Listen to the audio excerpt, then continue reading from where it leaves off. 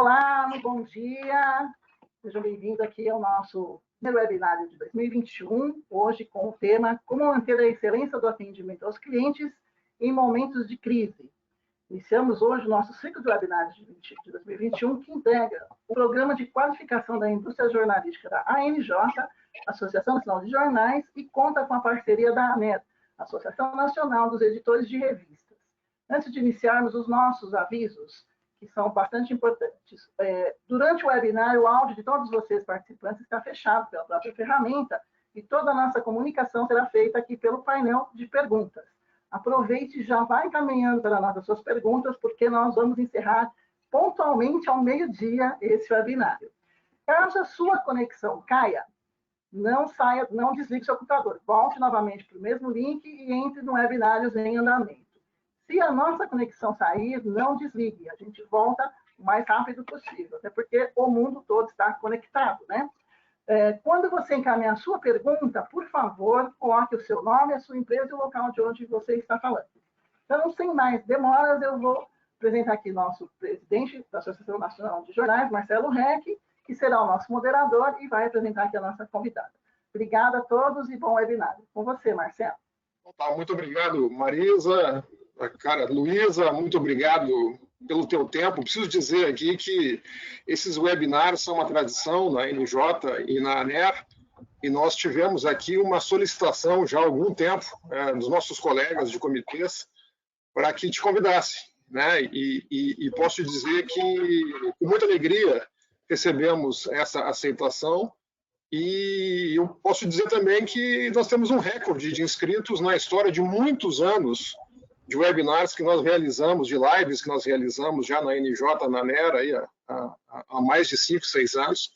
E, então, muito obrigado pela possibilidade de compartilhar. E antes de a gente passar para o tema direto, né, a Luísa é presidente do Conselho de Administração do Magazine Luiza e do Grupo Mulheres do Brasil, mas ela está com uma atividade nova, entre outras atividades, uma atividade nova extremamente relevante também, que é uma líder do grupo, do movimento Unidos pela Vacina, que nós, na NJ, tivemos muito orgulho, muito prazer em aderir, e com uma colaboração muito grande dos jornais e das revistas brasileiras neste movimento, também com doação de mídia e com apoio editorial, né, com editoriais em dezenas de veículos, de jornais de todo o Brasil, apoiando, e não só naquele momento, a coisa de um mês atrás, mas de uma maneira perene, permanente, até que nós vençamos essa pandemia. Então, gostaria, antes de começar a falar do tema central, que a Luísa nos desse um panorama de como é que está o movimento e quais são os próximos passos, o que a sociedade brasileira deve fazer e nós, particularmente na indústria de jornais e revistas, podemos colaborar adicionalmente. Bom, primeiro, Marcelo, Marisa, prazer estar com vocês, pessoal da audiência aí, muito obrigada pela audiência, espero que juntos aqui com as perguntas, porque a gente somos que aí a gente pode passar esse período muito legal, aprendendo nesse momento tão difícil que a gente está atravessando. Então, Marcelo, a gente hoje tem um Grupo Mulheres do Brasil que tem mais de 80 mil mulheres em todas as capitais, em várias cidades do Brasil, em todos os continentes, e um dos nossos objetivos nós somos totalmente apartidária, mas a gente quer ser o maior grupo político apartidário do Brasil.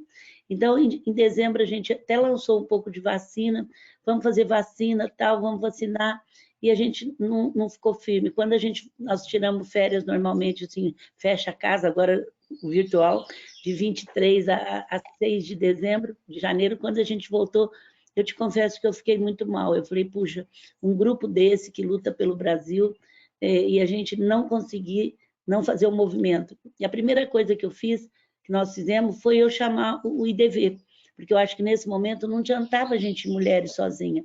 A gente tem que fazer uma grande união, que a coisa era muito séria.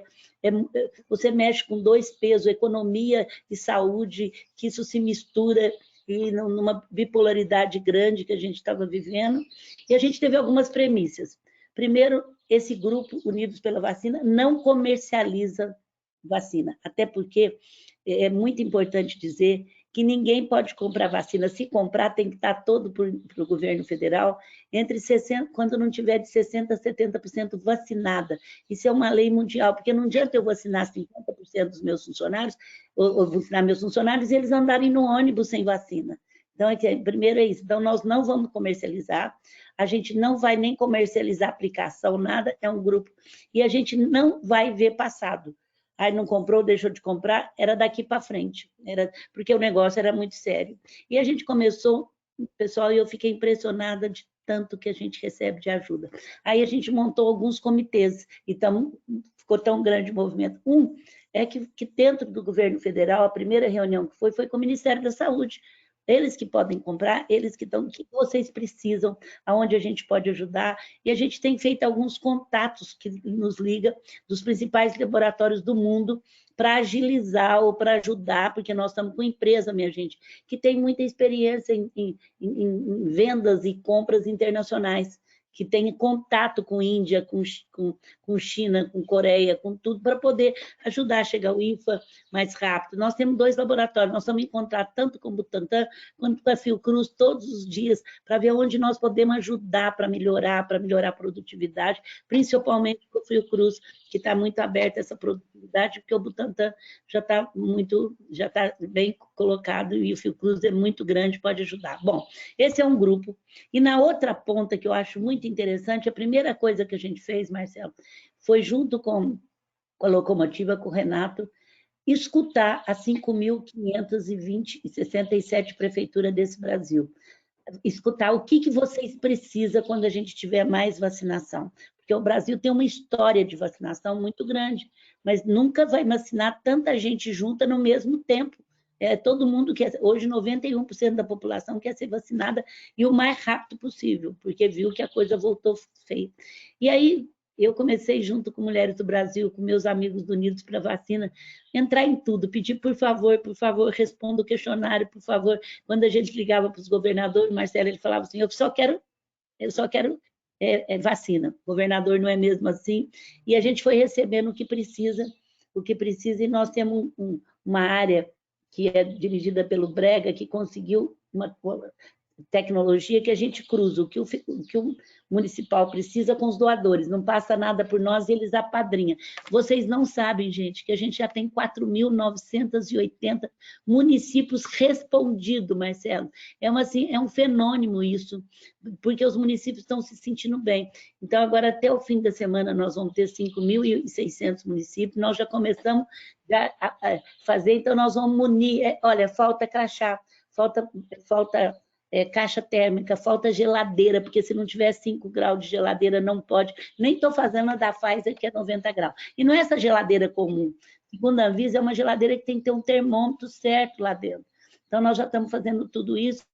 E nesse meio tem uma área de logística, que aparece aviões, carros, empresas que transportam alimentos congelados, Luísa, todo mundo oferecendo barco para poder chegar o mais rápido quando tiver. Tem uma área de marketing, que tem 3 agências trabalhando, mais agência de conteúdo, uma agência de tecnologia digital, hoje nós já temos site, Instagram e tudo mais. Então é isso, para falar bem rápido, como é que vocês podem ajudar?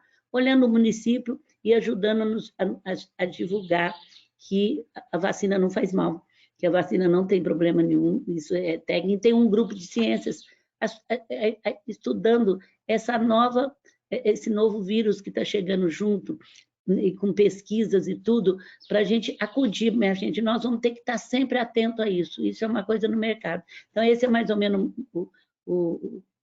eu liguei para o Marcelo, a gente agradece o apoio de vocês todos. Eu acho que a única coisa nesse momento, a gente tem que pôr mão na massa, trabalhar para que a gente realmente, porque a economia não vai funcionar, gente, enquanto isso não tiver vai e volta, fecha, volta, porque quando dá 95% de leito ocupado, não tem outra forma, tem que fechar para dar um tempo, porque a pessoa morre, porque se ela não recebe um leito na UTI com oxigênio, morre. Não tem alternativa. Luísa, parabéns. Nós estamos aí, seguramente, no maior desafio da nossa geração, né? E temos que estar à altura desse desafio, né? Então, mais uma vez aqui, eu congratulo, né, e reafirmo o apoio absoluto de jornais e revistas da indústria de comunicação do Brasil a esse movimento, porque não há outra prioridade maior nas nossas vidas do que a gente levar, enfim, a volta mais rápida possível da normalidade e salvar vidas no país. Então, parabéns aí, obrigado. Obrigada, gente, pelo apoio. Luísa, voltando ao nosso tema central, eu queria fazer um comentário. Você sabe que todo mundo fala um pouco de disrupção hoje, né? Mas a indústria de jornais e revistas, ela convive com a disrupção desde o surgimento da internet comercial, basicamente desde 95. Nós temos convivido, talvez tenha sido o primeiro setor a ser disruptado, tenha sido jornais e revistas. Então, nós temos quase um quarto de século de experiência em disrupção, né? Mas você lidera e é a mentora, de certa forma, né? E apadrinha um dos maiores processos de inovação e disrupção no segmento de varejo no Brasil e seguramente com uma referência mundial. Eu queria que você comentasse qual é o ponto de inflexão e quais são as lições que você tem do Magazine Luiza para que essa disrupção tenha dado tão certo. Olha, primeiro, Marcelo, o mais importante da gente entender, eu não consigo falar tão intelectualmente, mas vou falar numa linguagem, é que digital não é uma plataforma, que digital não é um aplicativo, que digital não é um hardware nem um software. Digital é uma cultura, é a forma de você fazer as coisas. E o Magazine Luiza, desde as décadas de 90, ele fez muita disruptura da forma de gestão dele. A gente tirou salas quando ninguém tirava, a gente levou participação no resultado, a gente levou um processo que é muito importante no digitalização e cuidar da ponta, porque o varejo é muito voltado. Eu fiquei 25 anos, eu estou vendo o tema daqui hoje, lá na frente, fora na frente do balcão, viu, gente? Não é na frente do Magazine, não. Então, assim, eu fui acostumada muito a escutar a ponta. Então, em 91, a gente já lançou um trabalho onde a Pernambucana, na época, era muito forte nas cidades pequenas do interior. Quem é mais velho lembra que as porteiras das fazendas rurais é escrito Pernambucana, Pernambucana. E ela começou a fechar, Marcelo, nas cidades pequenas do interior do Brasil. E todo mundo pedia. A gente ainda era muito menor, falava, põe uma loja do Magazine aqui, põe uma loja do Magazine. Só que a loja do Magazine era grande. A gente criou assim, o Magazine Luiza traz para a sociedade a loja eletrônica Luiza, que era uma loja sem produtos e que a gente vendia através de TV e vídeo, porque não tinha muito mídia. No começo era muito difícil, porque nem internet tinha. Então, de repente, essa loja hoje, gente, é 2 vezes case em Harvard, porque hoje aí você vê a multimídia. Então, assim, essa loja nos ajudou a estar sempre atualizada com essa venda que não era, porque nós somos uma das poucas empresas que nascemos orgânica. Quando a gente começou com isso, nós já tínhamos 40 e tantos anos de loja orgânica. Nós não nascemos como as grandes que nasceu digital. E aí depois nós fomos crescendo nisso. Em 1999, a gente montou o site. O Frederico, que por acaso é meu filho, é presidente da empresa, porque eu nunca mandei ele ser, ele tinha, durante 8 anos, trabalhado muito em bancos, depois ele foi trabalhar em empresas, em fundos, que tinha coisa em tecnologia. E aí ele veio não só para montar o site, como ele veio também para dizer, eu não acredito na separação da venda na internet e da venda física. Nós sofremos muito com isso, Marcelo, porque ninguém... Então, deixa eu aproveitar esse embalo, Luiza, porque eu sempre nos pergunto na indústria de jornais e revistas se o digital vai acabar com o impresso. Então, comenta um pouco, assim, você acha que o comércio eletrônico vai acabar com o presencial ou vai ser uma convivência pacífica? Eu acho que, por exemplo, em loja, eu vou falar do varejo, agora mesmo eu vejo como eu vejo a impresso.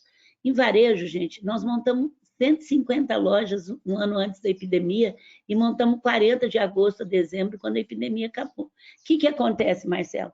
O jornal, a loja física, ela se adaptou ao digital. Então, o cliente compra na loja física, né, digital, devolve na vertical. Então, nós fizemos essa junção, por a gente não ter separado uma da outra na época que todo o mercado pedia, a gente faz a mesma condução que leva. Então, para nós, ainda quando a gente tem loja física, aumenta muito a loja digital. O que eu acho que é o desafio da imprensa? É aprofundar em conteúdo de uma forma simples, o que a gente vê rapidamente no digital, que não pode ser muito complicado, que ninguém gosta, e que não pode... Então, assim, eu assino o jornal e assino a internet, mas que assunto que eu vou atrás dos jornais? Eu vou atrás daquele artigo que fez uma entrevista que eu não vi, que aprofundou de uma forma inteligente que eu não vi. A mesma coisa é a loja física. O nosso vendedor hoje, todos trabalham nisso aqui, já há muito tempo. Todos e olha que no nosso caso é pior. Muitas vezes o site é mais barato que a loja física. E eles têm que atender bem e entregar produto do site. Mas é que a gente fala, é preferível você botar um cliente lá te procurando do que ele ir para a concorrência ou o correio entregar na casa dele. Então, a gente vende sem frete para a pessoa pegar na loja. Os nossos têm aproveitado, vendido seguro. É muita inovação, você tem que trabalhar.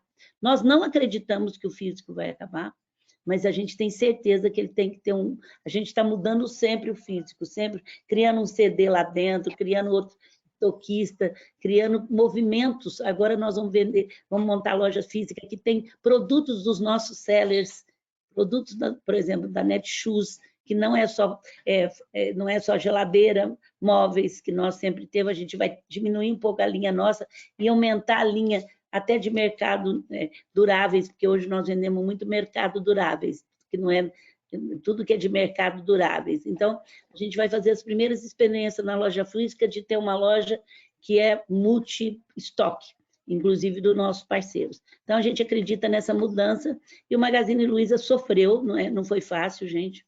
Nossas ações foram lá para baixo, ninguém acreditava.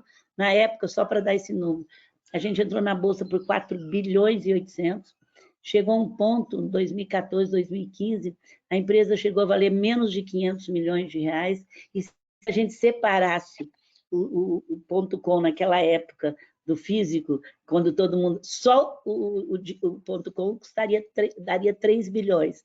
Mas a família ainda era dona de uma porcentagem, como ainda é grande, a família nunca ficou olhando esse preço de bolsa, só o investidor investiu em nós, que era ele, a minha tia e eu que comprava ações, e de repente a Amazon e a Alibaba começaram a comprar loja física. E aí o pessoal começou a ver, nós já tínhamos 4 laboratórios digital, nossa equipe já está digitalizada, mas não foi fácil você vencer um momento onde todo o mercado de capitais, todo o mercado, todos os cientistas econômicos estavam contra isso. Luiza, o Magazine Luiza é uma inspiração, sem dúvida, para todos aqueles que precisam se reinventar.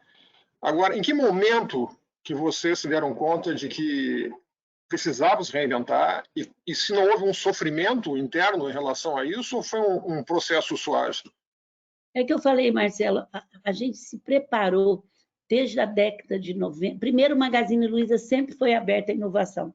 A minha tia, que é a fundadora da empresa, que não tem filho, ela só tinha o dinheiro para... Ela foi vendedora de uma loja grande, casou, foi morar fora e o sonho dela era comprar uma loja em Franca, até para voltar e para dar emprego para a família. Para você ver, ela só tinha o dinheiro para pagar a primeira prestação. Ela foi para a única rádio que existia na cidade e levou o povo a escolher o nome que ia dar para a empresa e ainda deu um sofá de presente. Então, assim, a gente tem um espírito de inovação. Isso nasceu, é empreendedorismo da família. Então, primeiro eu devolvo. Você imagina que você compra uma loja com maior sacrifício, ao invés de eu chamava a cristaleira, ela queria trocar o nome, ao invés dela trocar o nome sozinha, ela foi ao público, deu um prêmio, isso há 63 anos atrás, deu um prêmio para escolher. Então, assim, essa cultura de que você tem que estar se inovando sempre veio. Então, nós sempre fomos... A nossa equipe, a inovação é uma constante na nossa vida. Agora demos mais um salto, porque com a epidemia, quando a gente entrou, nós já estávamos pela primeira vez com capital de giro, porque a família tinha vendido 10%, e estava com 50% na venda digital. O que a nossa equipe fez? Não se acomodou. Criou o parceiro Magalu, que entrou 600 mil pessoas para vender, que 60 mil vende em 15 dias, e criamos o parceiro Magalu para aquele pequenininho que nunca tinha entrado na internet, que o marketplace leva. O que eu tiro disso? Se a gente não tivesse feito isso, a concorrência também caminhou na epidemia. Ela caminhou rápido. Então, teria a distância que nós estávamos não teria ficado tão grande ou até alcançado. Agora não, com o parceiro Magalu foi um sucesso. Eu entrei no programa Não Demita, todo mundo fala, Luiza, o que você vai fazer? Onde se viu? Gente, nós não vamos demitir agora. E nós admitimos o ano passado, com esse sucesso do parceiro Magalu, 4.500 funcionários registrados. Então, assim, essa inovação tem que ser, você não pode brigar com ela. Ou você aceita ou você está fora do mercado, você tem que estar... Não é porque a gente estava tão bem que eles ficaram acomodados, porque esse espírito de estar inovando, de estar olhando e de estar experimentando, gente, tem que experimentar. Errou, redireciona o erro, mas tem que experimentar. Agora, a pandemia, ela criou novos hábitos, comportamentos de consumo, né? Na sua avaliação, Luiz, o que é um comportamento transitório enquanto durar a pandemia e o que vai permanecer para além desse ciclo terrível que nós estamos vivendo? Bom, eu vou explicar bem operacionalmente a minha parte de presidente de um conselho. Eu não vou chamar meu conselho aqui para Pernambuco, que tem gente de Pernambuco, de Belo Horizonte, para mim despachar um balanço mais. Esse balanço eu posso despachar. Mas eu tenho que chamar o conselho para a gente fazer planejamento estratégico, para conhecer essa parte. Então, assim, eu estou citando coisas bem práticas para vocês.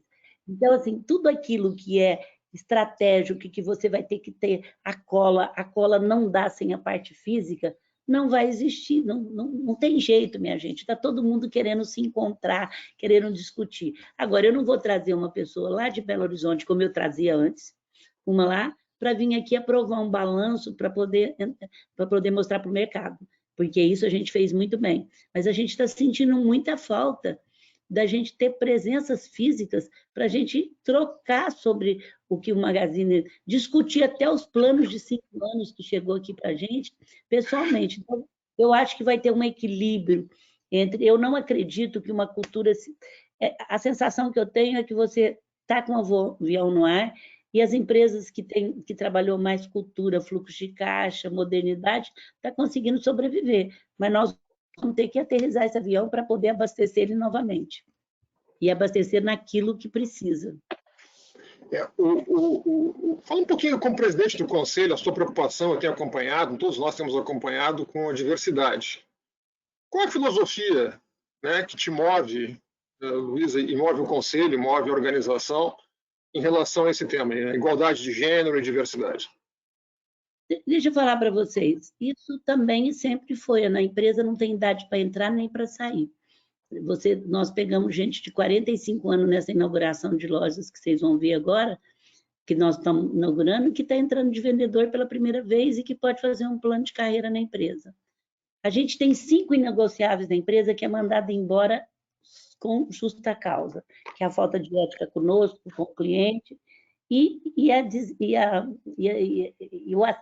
qualquer coisa que não está ligada à igualdade, seja de raça, qualquer tratamento, seja de sexo, seja de religião, para nós é tido como justa causa. Bom, isso era uma coisa assim que estava muito distante do mercado, e era uma coisa como assim, uma empresa do interior, uma pessoa... Quando a gente começou a falar nisso, em melhores empresas para se trabalhar, em propósito, nossa, era uma coisa que ninguém dava bola.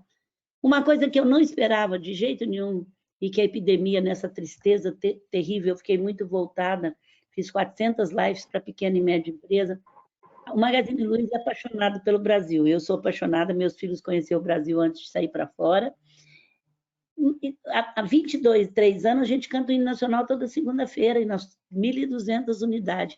Eu nunca, Marcelo, esperava que alguém fosse falar, olha, eu vou comprar no Magazine Luiza porque você gosta do Brasil. Nunca tive essa expectativa. E nunca, nunca, nunca. Sempre abri minhas redes, seja LinkedIn, seja qualquer um que vocês veem, Instagram, seja Twitter, para o pessoal reclamar. O pessoal fica até... Porque eu sou muito voltada no atendimento, vocês vão falar, esse é o negócio de hoje, de vocês de hoje. Mas agora é impressionante. Eu nunca esperei, em 2011 a gente entrou na Bolsa, e eu ia com o pessoal fazer roadshow, e eu falava, somos a melhor empresa para se trabalhar, a gente é muito diverso, a gente trata isso. Acabava as reuniões, Marcelo, eu falava para o nosso CFO, não vai te dar um cruzeiro de EBITDA a mais, mas eu vou continuar falando isso, eu vou continuar falando. Realmente isso nunca deu EBITDA. Agora, minha gente, como o mercado está querendo entender pela primeira vez o que você está fazendo para o seu país, o que você está fazendo para o seu povo, a desigualdade social foi escancarada. Eu estou sendo convidada muito pelos fundos que investem em bolsa para poder falar disso. E tem mais um. os analistas e o nosso conselho recebeu agora do pessoal que o pessoal que investe nas companhias está pedindo sobre sustentabilidade, sobre diversidade. Então, agora não é mais uma questão de eu acreditar ou não. Agora é mercado. Eu estou em vários movimentos, né, de indústria, de vários lugares, estou eu lá, eu nunca vi tanta gente parar para falar sobre racismo e para preocupar em ter um movimento de racismo. Eu devolvo muito ao George, que ficou 8 minutos enforcado, naquele vídeo terrível, e que foi na epidemia que todo mundo assistiu. É uma revolução, inclusive no bancário, muito grande. Pararam para falar uma reunião internacional o dia inteiro sobre racismo estrutural. Então, hoje eu vejo que não é uma questão de você querer ou de você... A gente sempre fez por acreditar, porque a gente nasceu assim, mas não quer dizer que estava certa também. Mas hoje, quem não fizer vai ficar por fora, não tem jeito. Pelo contrário, vai valer dinheiro quem estiver fazendo isso de dentro. Também não adianta ficar fazendo para mostrar. Tem que ser uma coisa que você está fazendo para contribuir com o seu país, para contribuir com... Porque discriminação não é bom de jeito nenhum, né, gente? Mas é isso, eu não sei se eu me fiz entender. Eu acho que é importante, como presidente do grupo Mulheres do Brasil, né, como é que se quebra essas barreiras, obstáculos, sobretudo para que os postos executivos das organizações sejam ocupados por mulheres, enfim? Eu vou falar uma coisa que eu sei que eu falo isso há 10 anos e choco. Na época eu chocava muito mais, agora eu choco menos, mas ainda choco. Eu sou muito a favor de cotas, não tem outra forma. Cota é um processo transitório para acertar uma desigualdade. Eu vou explicar humildemente, gente, quando eu aprendi, não tinha nem Grupo Mulheres do Brasil, não tinha nada. Nós estamos há 23 anos entre as melhores empresas para se trabalhar. Quando a gente tinha uns 10 anos já, e olha que eu sou assim, muito metida, eu sempre nunca tive departamento pessoal, eu sempre tive RH ligado comigo, sempre tive isso. Eu me achava tal de RH. Quando saiu cotas para deficiente, Marcelo, eu nunca tinha olhado para isso. Então, eu valorizei o que era a cota. Eu estou dizendo, eu que me achava tal de RH, eu nunca tive, mesmo de pequenininho, um departamento pessoal que não era junto comigo. Eu sempre acreditei que pessoas eram importantes e tal. E aí eu comecei a entender o que era cota. Então, assim, primeiro eu acho que é cota. Então, cota é um processo transitório para acertar uma desigualdade. E o Magazine vive... agora mais cota em mulheres, nós temos 40%, você viu que nós lançamos um programa de trainee, porque no topo a gente não tinha negros. Eu sei que muita gente vai falar meritocracia, tá bom, eu vou dar um número. Hoje tem 7% de mulheres em conselhos de empresas abertas no Brasil. Se você tirar a dona e filha de dona como eu, cai para 4%. Vai levar 120 anos. Depois que a Goldman Sachs, em janeiro do ano passado, o financeiro tem um papel importantíssimo, colocou em Davos que ele não ia fazer nenhum... Ele é o que mais faz abertura de bolsas na Europa e nos Estados Unidos. Que ele não ia fazer abertura, isso antes da epidemia. Se não tivesse uma mulher no conselho, você não imagina como aumentou o nível. Então, assim, como é que um conselho não pode ter uma, duas mulheres que são a que decide? A mulher hoje decide até o carro, mas nada contra os homens, gente. É uma junção do masculino com o feminino. Então, assim, eu não vejo outra forma, a não ser a empresa querer. Agora, quando é que a empresa quer? Quando o mercado começa a exigir. Então, agora não tem muita saída, porque o mercado começou a exigir. Agora, o que eles têm que fazer é programas verdadeiros, porque o consumidor também vai ver, o funcionário também vai ver, e hoje eu estou sentindo, fico muito feliz, muitas empresas estão fazendo coisas maravilhosas, não que não faziam, mas estão voltadas, o seu olhar para isso, eu fico muito feliz de ver isso, porque quem é responsável pela desigualdade social do Brasil, quase 400 anos de escravidão, uma abolição que não existiu até agora, porque as pessoas foram jogadas na rua sem comida, sem trabalho, sem escola e sem dinheiro. Somos nós, sociedade. A desigualdade social atinge todos nós. Então, eu fico muito feliz de ver tantos movimentos maravilhosos dos meus colegas, tanto de indústria como de varejo, tanto de bancário, tomando medidas. Esse é um tema que nós, na imprensa brasileira, também temos tratado, né, exaustivamente e com muita relevância. Uma outra questão do Alexandre Cato, gerente comercial do jornal Liberal de Americana, aí de São Paulo. Como é que é a relação do Magazine Luiza com as edições digitais de jornais e revistas e no atendimento, na relação comercial, na tua avaliação com essa imprensa digital? Quem é que perguntou? O Alexandre Cato, gerente comercial do jornal Liberal de Americana. Olha, eu coloco muito isso, porque eu convivi no interior com jornais, eu acho a força da rádio, do jornal do interior e do digital muito forte. Então, eu sempre falo, cuidado, os nossos gerentes têm verba para trabalhar o local, porque que sabe. Mas ainda, Alessandra, você vai crescendo muito, você precisa estar revendo sempre isso. Mas os gerentes têm autonomia para escolher, para ver o que faz, porque eu venho do interior, eu sou de Franca, né? Tipo americana é tecido, Franca era sapato. Então, assim, a gente sabe a força que tem o local. Eu dou muito valor ao local. Agora, a gente tem uma relação com a mídia digital muito grande, porque tem que ter. Então, a gente tem isso central.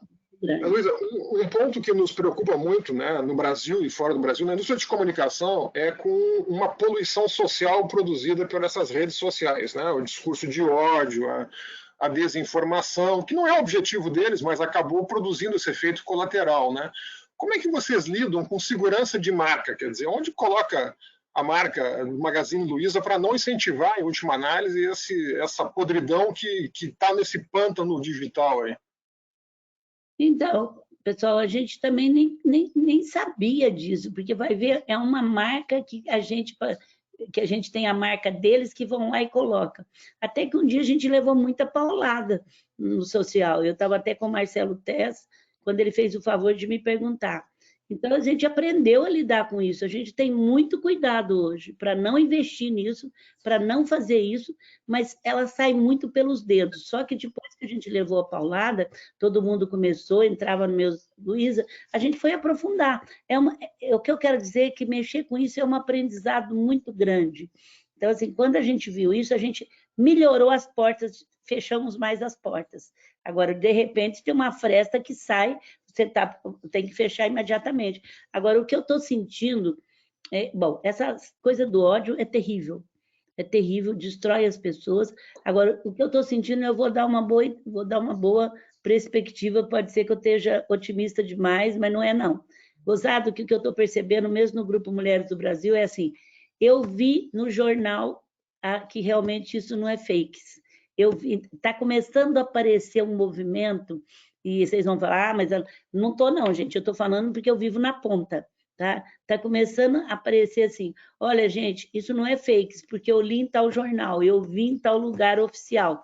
Então, assim, quando você começa a ter esse movimento, é sinal que as pessoas estão preocupadas. E Mulheres do Brasil faz um trabalho muito grande para dizer, prove primeiro antes de sair. Não saia divulgando, porque a gente tem uma rede muito forte interna hoje. Não saia. E eu estou vendo muito movimento, mesmo dos funcionários do Magazine. Olha, eu recebi isso aqui, mas eu fui olhar nos jornais, isso é verdade. Então, assim, vocês dessa associação agora, acabou sendo o juiz para ver se está começando a ser, não quer dizer que está sendo. E a gente está torcendo para isso continuar, porque a rede tem tanto valor, mas quando ela é usada direito, quando ela não é usada, ela destrói. E é isso que eu acho que a população precisa começar a entender, e eu acho que vocês precisam ajudar, através de propaganda, através de aumento do nível de consciência. Eu acho que isso é um processo educativo, mas de uma forma simples, direta, para dizer, cuidado, cada vez que você passa sem saber se é verdade, você está destruindo pessoas. Olha, eu acho que você tem que ajudar, porque agora começou o movimento nesse sentido. É muito bom ouvir isso.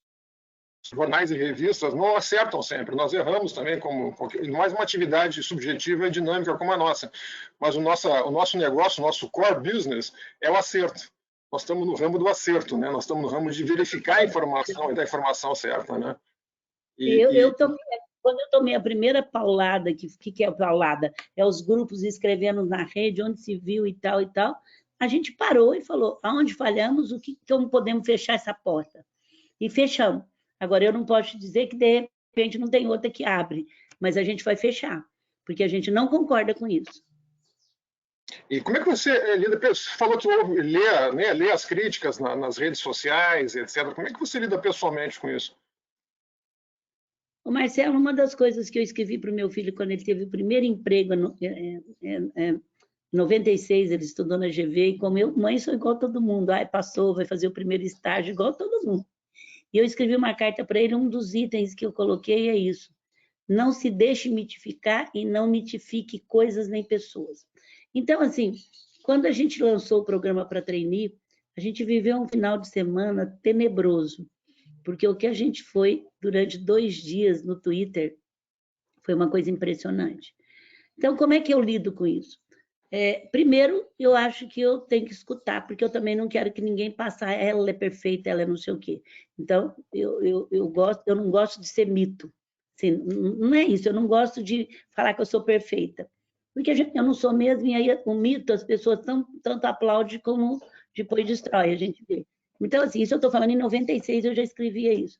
Agora, tem umas coisas que é desrespeitadora, que é, vocês são ladrões, até o cliente, quando me responde, eu vou resolver o problema dele, diz, olha, eu te agradeço porque nós vamos melhorar o processo, mas nós não somos ladrão. Então, assim, eu escrevo na rede. Então, assim, as pessoas que são sem educação, mas estão agregando, eu não estou falando essas do ódio, eu não respondo. Eu não respondo o ódio, mas as que são sem educação, mas que estão com problema, a gente não só responde, como eu procuro aprender com elas. Eu me treinei bastante e me treino todo dia para escutar o que eu não quero ouvir, porque eu só vou crescer se eu escutar o que eu não quero ouvir. Mas você é treinado pela vida para escutar o que você quer ouvir. Então, assim, eu agradeço ter uma equipe atrás de mim de atendimento e eu poderia escrever muitos livros de dizer depois, a gente pede desculpa, ter uma equipe que atende. Mas ele é muito chato, quanto mais chato é o que me escreveu, não largou da gente. Agora, eu não entro numa coisa de ódio, assim, quando xinga, quando entra no nível pessoal, até que falou, vocês são racistas, a gente até, vamos ver o que ele está falando, mas quando xinga as pessoas, quando entra numa outra área, eu não entro, porque quem te irrita te domina. Isso te assusta um pouco, esse fenômeno desse ódio, dessa coisa nas redes, né? Eu me deixa muito triste, não me assusta, mas me deixa triste. Por isso que a gente faz muita campanha de não acrescentar o ódio, de escutar os dois lados. Estou falando dentro da nossa empresa e dentro do... Agora, a gente tem que estar muito atenta para entender o que está passando quando você tem uma empresa aberta com 45 mil funcionários que depende de você, que é um exemplo no Brasil. Eu fui eleita pela 4ª vez agora como a líder pela Merco, né? Merco como a líder de maior reputação. Isso aumenta a minha responsabilidade para estar muito atenta a todos os movimentos que existem, porque igual você falou do jornal, a gente está aberto para acertar, mas não quer dizer que você acerta nesse momento de tanta transformação toda hora. Uma coisa eu te garanto, a gente está aberto para acertar, tanto é que nós estamos há 23 anos seguidos comprando muita empresa. Nós somos entre as melhores empresas para se trabalhar, entre as 5 melhores do Brasil para se trabalhar. Então, é um movimento de atenção, de estar entendendo que o lucro é importante, mas nesse momento, segunda-feira, o Frederico fez uma reunião com a equipe, dando toda a tranquilidade, mesmo antes de sair as medidas do governo, porque a equipe fica muito insegura, gente. Ela vai para dentro de casa e ela vive da venda, fechou já 900 lojas nossas. Então, sexta-feira, ele apresentou para o conselho à noite, nós fizemos uma reunião extra, e ontem, segunda-feira, independente de tudo, na nossa sede interna, ele apresentou tudo, abaixou, conversou com o campo antes, para que eles possam ter tranquilidade até para trabalhar, senão não tem tranquilidade nem para produzir o que pode produzir, porque mexe profundamente com tudo, né? Aproveitando esse embalo, a Marli Gomes, da NJ, pergunta como é que está a questão do home office no Magazine Luiza e se você acha que isso é uma tendência que veio para ficar. Marli, eu vou responder a mesma coisa que eu respondi do outro lado. Tem áreas como de tecnologia que vai ficar muito maior número do que a gente queria, que eu gostaria, então, mas vai ter rodízio. A hora que acreditar, vai ter rodízio. Eu estou falando na área de tecnologia, é uma área muito isolada, né? Que cria aplicativos, que cria isso, mas mesmo assim vai ter. Agora, tem áreas que vão voltar muito, é um misto entre... Quem falar que vai viver só de home office não vai aguentar. E quem falar que não vai ter home office de jeito nenhum também não vai aguentar. Eu acho que vai ter um misto entre o home office, as pessoas vão ter mais liberdade. Olha, hoje eu vou trabalhar da minha casa, hoje eu vou fazer isso. As empresas estão levando isso mais em conta. Por exemplo, agora nós vamos abrir lojas, porque em Florianópolis a gente fechou sem o governo querer. Quer dizer, mas o nosso mapa de tecnologia mostrava que ia, e foi muito pesado, porque até os clientes acharam ruim. Então, nesse pacote que nós lançamos segunda-feira, a gente vai abrir e vai exigir mais procedimento da nossa equipe, mas vai abrir da seguinte forma: quem sentir medo não precisa ir trabalhar. Não precisa ir trabalhar, porque ainda nós estamos abrindo, nós estamos com medo, estamos abrindo porque se o governo não fecha, não vai adiantar nós fecharmos. Fizemos uma experiência de 2 semanas em Florianópolis, tomaram paulada de tudo quanto é lado, aí resolvemos ficar mais uma semana, os gerentes decidiram, e agora decidimos, quando o governo estadual ou o prefeito municipal querer abrir, que a gente abre, que corre risco, a gente vai avisar, vamos melhorar os procedimentos, mas vamos falar, quem sentir medo não vai, porque é muito difícil isso, é muito pesado. Tá bem.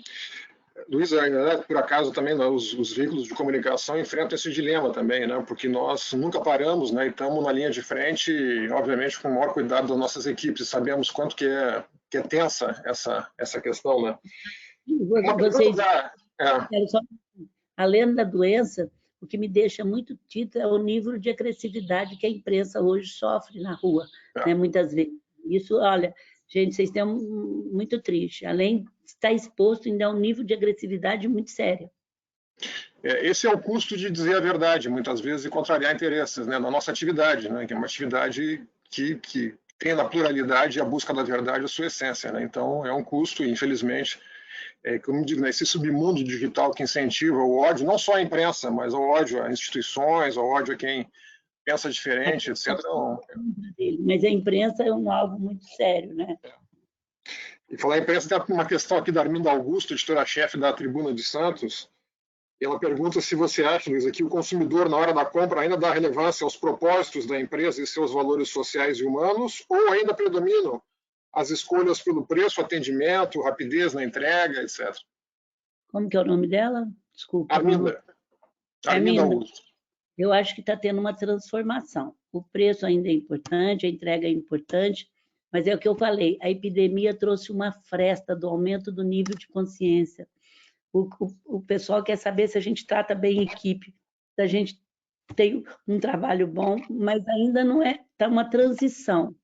Agora, quanto maior a dificuldade de emprego, a dificuldade de dinheiro, mais o preço vai valer. Quanto mais o país desenvolver disso, mais. Mas, assim, para nós nem passava ainda pela cabeça se alguém ia fazer isso. Hoje já é muito mais gente que preocupa, muito mais. E o mercado está sabendo disso, viu? Está todo mundo tentando trabalhar diversidade, alinhamento com a equipe, tratar bem sua equipe, porque o mercado já está sabendo disso. Eu vivo no outro lado também.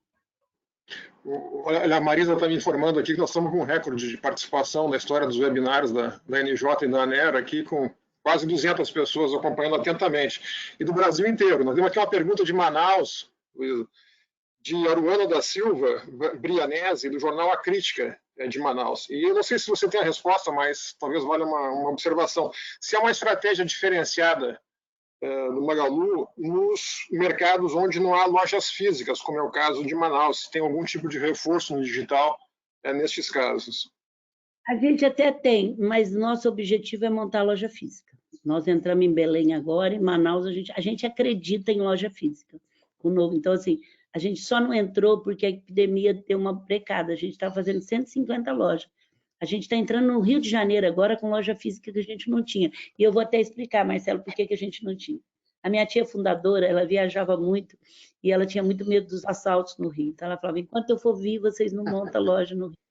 Agora, ela está vivendo uma demência, com todo o respeito que a gente tem a ela, mas a gente está montando, só não montamos ainda porque essa epidemia agora acabou, mas já estamos quase tudo pronto para abrir no Rio. Então, nós vamos montar a loja física em Manaus.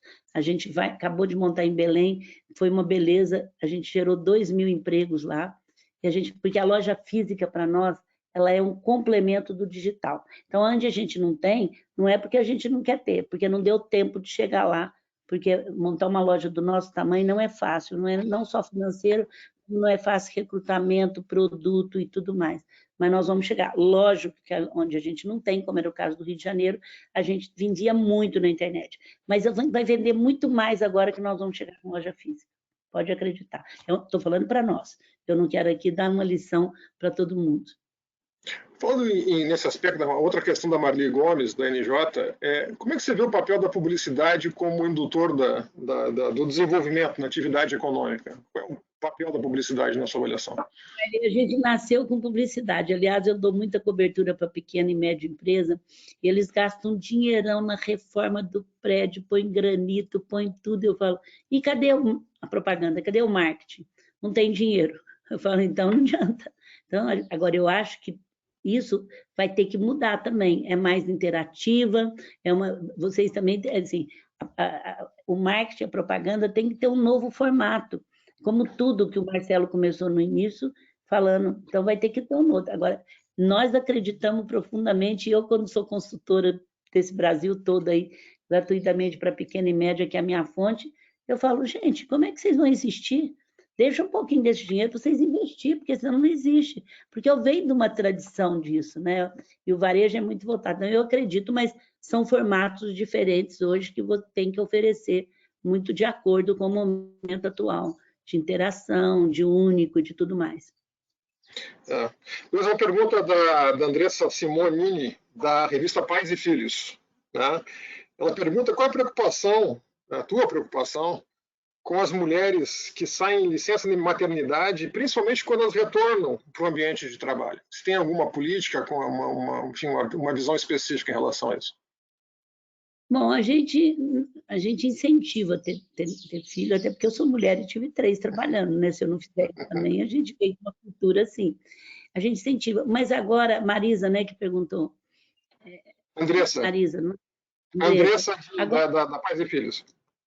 Da Pais e Filhos. Andressa, o que a gente sente agora é que com essa home office ficou mais fácil para elas não ficar tão distante da empresa. Então, assim, muitas vezes até volta, a empresa dá até 6 meses, mas eu vejo que tem mulher que tem medo, volta com 4 e tem outra que volta com 6. Então, assim, eu tenho a impressão que com o home office agora, que você entra em tudo, no rito de comunhão, nos resultados, em tudo mesmo depois que voltar, ficou mais fácil, porque hoje a velocidade da mudança é muito grande, né, Marcelo? Se ela fica muito tempo afastada, pode ser. Então, eu estou muito feliz nesse aspecto disso. A gente agora tem uma menina que é a única diretora de tecnologia, acho que do Brasil, de uma área nossa, e ela vai ser mãe. Então, eu gosto muito dela, tive que trabalhar muito para dizer que bom, que ótimo, porque parece que é uma coisa assim, e agora? Ela vai ser mãe com 37 anos, e agora, como vai ser minha vida? Eu falei, gente, eu tive 3 filhos trabalhando, fazendo, vamos lá, não tem receita. Mas eu tenho emendando um pouquinho a pergunta da Pamela Testa, que é gerente comercial da Gazeta do Povo, ela é de Curitiba. Ela te cumprimenta muito pela visão sua em relação ao equilíbrio de homens e mulheres e pergunta como é que você enxerga o papel da mulher no processo de decisão das empresas e como a nossa das mulheres, com maior participação, pode ser decisiva para gerar grandes mudanças no business, no negócio. Pamela, isso está provado. As empresas, os países que tiveram cotas de mulheres nos conselhos e no alto cargo administrativo, isso não sou eu que estou falando, é a McKinsey, são resultados. Deu muito mais lucro à companhia. Isso está provado. Então, assim, não é uma coisa que eu estou falando assim, só porque eu estou defendendo as mulheres. Então, assim, como é que num conselho, um alto nível, inclusive nós temos 40% de mulheres no conselho, e a gente tem acho que 5 ou 6 diretoras executivas. O Frederico apresentou um plano para o conselho, para o comitê de pessoas semana passada, e falando que vai trabalhar para aumentar mulheres na administração. Então, assim, Agora, nada contra os homens, é ter uma junção, pelo contrário. É muito interessante, Pamela, que eu falo assim, já sempre falei, eu quis sempre ser feminina, mesmo quando me chamavam de cafona. Então eu falava assim, olha, eu estou intuindo, e ninguém, todo mundo até me dava bola, porque eu sou meio convincente, mas era mais ou menos. Hoje, quando eu falo que eu estou intuindo, todo mundo para. Mas, por outro lado, eu falo isso, eu não dou conta, isso é coisa masculina. Então, assim, saber essas forças femininas não quer dizer que eu só intuo. O que eu quero dizer, assim, tem coisas que a gente tem que deixar o masculino fazer. Mas tem coisa que a gente... Agora, é muito mais difícil eles entenderem que nós temos coisas. E o que eu peço para as mulheres é ser cada vez mais feminina no seu papel. Porque o mundo hoje é orgânico. E a gestão é orgânica. E nós fomos criados para ser orgânica. Nós não fomos criados para ser mecânica como os homens foram criados, onde não podia falar que estava com problema, onde não podia falar que o filho estava no hospital. Aqui você é profissional. E nós somos criados pelo nosso próprio papel de ser orgânica. Então, vamos assumir isso que é bom, é a gestão atual. Luísa, aproveitando, qual as principais agendas do Grupo Mulheres do Brasil, para quem não tem intimidade com o grupo? Legal, me dá essa chance. O Grupo Mulheres do Brasil foi fundado há 8 anos e meio, numa reunião que a gente fez em Brasília com 40 mulheres, que eu já levei 2 de periferia, pedi para mulheres do Brasil inteiro, pequena, média, empresária, empreendedora aí, e a gente reuniu 2, 3 horas antes, Marcelo, no hotel, até para a gente se conhecer, porque senão ficava eu, a Tia, que é a Sônia. Naquela época tinha pouquíssimas mulheres executivas, e mais umas 2 ou 3 aí. E aí eu resolvi pedir para o Sebrae, para Endeavor, me apresentar mulheres para a gente poder ir lá. E essas 2 horas que nós ficamos juntos, o objetivo era falar, gente, não vamos pensar no nosso quintal, não, vamos pensar no Brasil. Nem precisou, Marcelo. Todas as mulheres, isso há 8 anos e meio. Aí resolvemos montar um grupo, naquele dia tinha uma exposição, infelizmente, da baiana Eliane, que fazia aquelas mulheres gordinhas, e a gente chamava Mulheres do Brasil, e a gente pediu licença, ela era viva e colocamos. Nós temos 21 causas. A gente é muito clara dos nossos inegociáveis e das nossas premissas. A gente é totalmente apartidária, em nome do Grupo Mulheres do Brasil. Na rede social delas pode fazer o que for. Se puser a hashtag Mulheres do Brasil é proibido. A gente não é contra os homens, a gente é a favor das mulheres, mas a gente acredita muito na força masculina. A gente não cria, a gente não inventa roda. Nós não criamos outro instituto de violência, de não sei o quê, ou de educação. A gente agrega tudo, e a gente faz acontecer. Agora a gente sabe o que a gente quer. A gente é a favor da democracia, da liberdade de imprensa, são as nossas premissas da igualdade, e a gente quer ser, e já estamos sendo, o maior partido político apartidário do Brasil. Político, porque nós temos 21 causas, nós temos só de políticas públicas, a gente está olhando, políticas públicas e vai dar um grande salto. Nós temos de violência, nós temos de igualdade, nós temos de cultura, nós temos de educação, ciência, tecnologia, nós temos de tudo que vocês pensarem. E nós estamos em todos os estados do Brasil, em algumas cidades, e estamos em todos os continentes, que são mulheres brasileiras que moram lá e que montou Mulheres do Brasil, e que a gente tem uma só meta global, que é a violência, porque está em todo lugar, Marcelo. Você vai para Londres, violência é única que nós podemos ter, mas cada uma faz o seu trabalho e a gente tem algumas metas globais. A vacina agora, a gente está tentando trocar de país, então esses dias eu entrei na França com Mulheres do Brasil de Paris, que falou 40% aqui não quer vacinar. Aí levaram uma brasileira que foi cientista lá, que conhece lá, e falou, Luísa, lá não tem massificação em massa, o pessoal tem que tirar a receita. Aqui, gente, nós temos uma coisa louca, que é a nossa massificação em massa. A gente agora dando coberturas para os municípios, agora mesmo a gente estava numa reunião, e a gente que trabalha a vacinação, que olha a herança que nós vamos dar de deixar esses lugares todos montados com ar-condicionado, com vacina, com Wi-Fi, deixar tudo pronto, porque vacinação a gente começa a vacinar há muito tempo antes, né? Você falou que o movimento tem... Com a Unicef. A Mulheres do Brasil está com a Unicef, e a Unicef tem um trabalho de vacinação para crianças. Então, ela estava pedindo, nos unimos para deixar esses postos, porque quem vacina, gente, é a prefeitura. O SUS é muito definido. Isso aqui é do governo federal, isso aqui é do estadual. O SUS é perfeito, pena que não tem digitação e governança, mas é o melhor sistema de saúde. Eu estudo ele, nós estudamos através do nosso comitê de saúde já há 5 anos. Eu sou defensora total, tem que digitalizar e ter governança. O Luiz Oscar Matos, do Sempre, obrigado, pergunta o seguinte: Luísa, com a pandemia, crise econômica, turbulência na política, responsabilidade de empregar tanta gente, onde é que você encontra motivação? É aí que a gente encontra, né? Porque que bom, eu sou movida a propósito. Pode escrever isso que eu estou falando. E é muito legal, gente, porque assim, eu vejo muitos colegas meus que lutaram, ganharam dinheiro, ou venderam a empresa, ou estão muito bem, mas quando não buscou um outro propósito de vida, está muito frustrado, tomando remédio, envelhecendo, depressivo. E eu fico muito agradecida às minhas forças internas, que eu nunca paro. Então, assim, eu mudo de ciclo. Que bom que eu estou podendo. Isso é uma. Tem dia triste, não é fácil, não. Os outros perguntam, Luísa, e se vocês não der conta de vacinar até setembro a população que precisa ser vacinada? Vai chegar em agosto, eu vou dizer, não deu, mas vacinamos tanto por cento, mas nós não nos omitimos, porque num momento desse ninguém pode omitir, eu acho. Então é um grupo que não omitiu. Eu vou mostrar isso para os meus netos, para os meus filhos, que a gente não omitiu.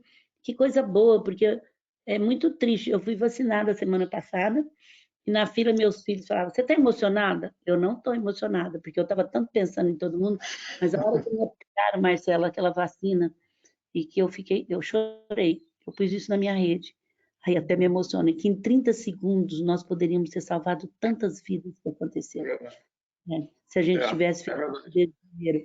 Até agora me emociona, e eu até escrevi nas minhas redes sociais. Eu não me emocionei, meus filhos estavam muito emocionados, preocupados, porque eu não sou muito tão ajuizada como todo mundo, não sou desajuizada, mas não sou, eles queriam que eu ficasse presa, assim, não podia nem ir em outra casa da minha casa. Então eles ficaram, você está emocionada? Eu na fila falei, não, eu estou feliz, mas não estou emocionada. Mas a hora que eu vi um negocinho assim, e 3.000 pessoas morrendo por dia, e tanta gente que morreu, tantas pessoas. Luiz Helena, vocês poderiam ter trabalhado desde outubro, novembro, dezembro. Quantas vidas? É 30 segundos, Marcelo, é 30 segundos. Salva a vida. Luísa, muita gente perguntando aqui, pergunta meio recorrente ultimamente, e você já respondeu, se você é candidata ou não. Você já disse que não é candidata, então não vou nem perguntar de novo. Vou perguntar o seguinte, o que faria você mudar de ideia? Ô Marcelo, eu nunca falo dessa água, eu não bebo, porque eu sou uma... Mas assim, eu acho que nada faria eu mudar de ideia. Porque é o seguinte, eu vou explicar por quê. Eu acredito no movimento da sociedade civil. O que nós pretendemos, e a gente já está fazendo, eu já peguei no Japão, estou pegando em Singapura, é você ter um planejamento estratégico para o Brasil, de 2022 a 2032, com a sociedade civil, numa linguagem fara de educação, saúde, habitação, emprego amarrado pela sustentabilidade. Eu fui no Japão em 2015, fiquei encantada com isso, e pedi agora, a Tia Igual me conseguiu, e eu já traduzi, já paguei a tradutora, estou buscando em Singapura e buscando todos. Então, assim, eu tenho certeza que com esse movimento que nós estamos fazendo, com a sociedade civil, e deixando claro para a população, o que precisa acontecer. 2024, nós queremos estar em tal nível na educação. Porque nenhum país, nenhuma empresa vai para frente se ela não souber o que ela quer. Nós não sabemos o que a gente quer. Vamos falar a verdade. Entra um, destrói tudo. Então, assim, eu digo a vocês, olhando hoje, eu nunca... A gente não sabe, né? Esses dias um jornalista escreveu tão bem, falou assim, que ela não seja mordida por, você precisa, você precisa. Ele terminou assim. Então, assim, você precisa, você precisa. O que eu acredito, minha gente, que juntos, como nós estamos fazendo com a vacina, se a gente tiver alguma coisa e um grupo muito forte que determina o que precisa ser feito nesse país, por isso que eu estou lutando muito, eu convido todas as mulheres a entrar no grupo mulheresdobrasil.org.br, as mulheres de vocês também, nós estamos rumo para os 100.000 mulheres, eu quero até fim de abril ter 100.000 mulheres, é de todos os níveis, nós temos um comitê só de bairros, onde nós convivemos constantemente com a realidade. E elas são líderes, a gente pagava para vir na casa, um transporte para elas virem estar conosco. Então, nós temos de tudo que vocês pensar lá. Então, eu acredito nisso. Eu estou falando para você, Marcelo, com todo carinho. Eu nunca me filiei a partido. Quando eu sou a favor da Bolsa Família, porque eu vou para o sertão, eu sou esquerda. Quando eu sou a favor de privatizar algumas coisas, eu sou direita. Então, assim, eu sou a favor do Brasil. Meu partido é o Brasil. Nós da imprensa sabemos como é que é isso, viu, Luísa? Porque também sofremos esses mesmos ataques que você sofre. Então, olha, Luísa, já chegamos no nosso tempo aqui. Em nome da ANJ e da ANER, de todos os colegas da indústria de jornais e de revistas, eu te agradeço demais a tua disposição. Em nome de todos, te cumprimento também pela tua carreira, pela tua atividade, por tudo que você representa. E eu, mais uma vez, agradeço e passo para a Marisa Mazaraki fazer o encerramento. Obrigado. Um grande beijo para ti aí. Obrigada a todos aí, Marisa. Marisa, você tá mudo o teu microfone. Pronto, agora estou no áudio. Sucesso total aqui de audiência. Quero agradecer novamente a Regina Nogueira, que conseguiu entrar agora aqui no finalzinho e acompanhar a gente. Ela que é a fundadora do Instituto Internacional de Rebranding do Brasil, já foi nossa palestrante. Agradecer muito pela atenção e paciência da Roberta Oliveira e do Ricardo Carvalho, da sua assessoria, extremamente incríveis. E dizer que nós tivemos aqui mais de 200 pessoas presentes, de 108 empresas, de 16 categorias diferentes de segmento econômico, de 42 cidades, de 21 estados do Brasil. Inclusive, algumas universidades, PUC, a FLAN, a Faculdade das Américas, que está sempre aqui com a gente, Universidade de Brasília, que são aqui os nossos futuros profissionais, tanto da área de jornalismo quanto da área de comunicação. Então, mais uma vez, agradeço a todos vocês. Várias perguntas não foram possíveis encaminhar. Eu falei para encaminhar por escrito, por e-mail. E eu vou tentar mandar para o assessor da senhora Luísa, se ela puder responder. Responde, viu, gente? Manda para o Ricardo. Aí a gente reencaminha para vocês. Mais uma vez, Ana Luísa, muito obrigada pela sua participação. E vamos lá. Fé em Deus e pé na tábua, que todo mundo tome essa vacina, que a gente possa sair às ruas novamente, se abraçar e tocar esse Brasilzão para frente. Encerro agora aqui a nossa fala. Vou passar aqui o nosso videozinho. Só agradecer a Regina também. Regina, obrigada. Eu estou sempre com a Regina aí nessa hora. Obrigada a todos. E eu só vou dar uma notícia para animar um pouquinho. Quando passar tudo isso, o Brasil precisa construir 20 milhões de casa própria em 10 anos para ter um nível de igualdade social. A gente imagina que vão vender de cimento, disso, de mão de obra, vão vender de geladeira e tudo mais. Vamos vacinar agora, vamos lutar, que a gente vai... É difícil, mas vamos vencer essa fase, que o Brasil tem um potencial muito grande. Obrigada, querida. Obrigada a todos. Obrigada, Marcelo. Obrigada a todos vocês.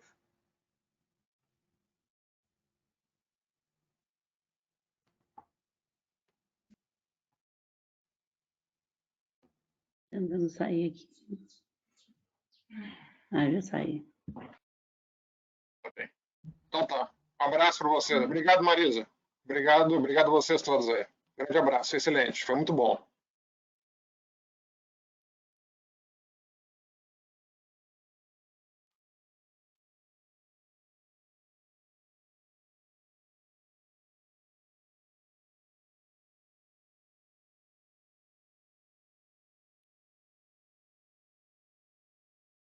Em 30 segundos. Um posta, outro compartilha, outro comenta e discorda, xinga, briga, desfaz amizade, espalha notícia, cria uma hashtag, outro faz um vídeo, faz um live, faz textão, manda mensagem, manda print, faz meme, comenta na lanchonete, outro briga com o que comenta na lanchonete, faz uma camiseta, faz uma página, discute no bar. Antes de todo mundo descobrir que era só um boato. Nunca se precisou tanto da imprensa.